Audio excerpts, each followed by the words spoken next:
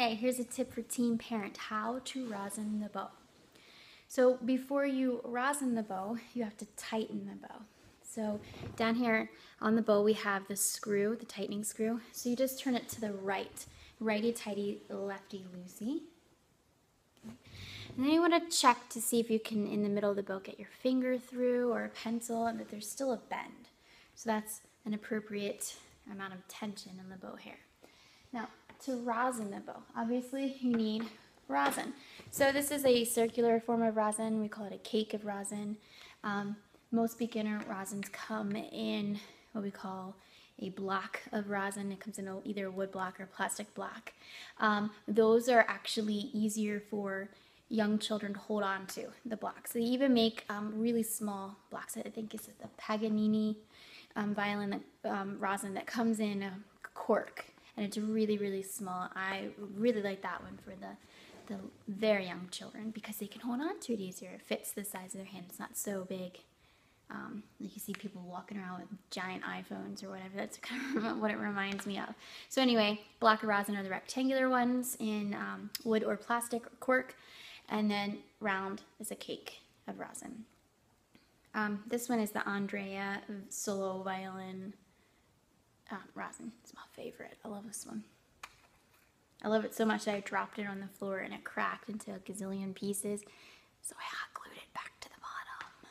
Shh, don't tell anybody. They might say, you can't do that. So anyway, when you rosin the bow, just pass your block or your cake down the hairs. Before you do that though, you will want to cover the clip or the ferrule, this silver part, because it is sharp.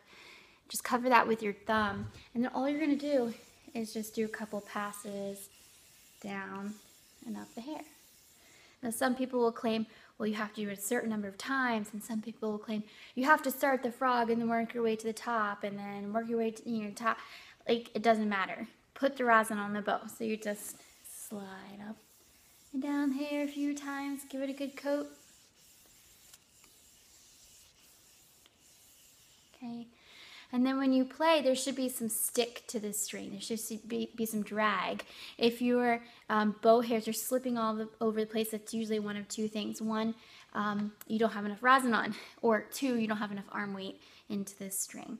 But when you draw the bow across the string, you're going to have some rosin dust, that white dust that puffs up, or you see on the instrument or the strings when you're done playing. But it shouldn't be like a huge cloud of smoke. It shouldn't be like a magic trick happening over there. That would be way too much rosin. Some people talk about this little test that you can do to see if you have enough rosin on your bow, and you can like do this, rub your fingers across and it'll puff out. Yeah, that'll work if you rosin the lower half of your bow, but if you skip the top half, then it won't tell you anything.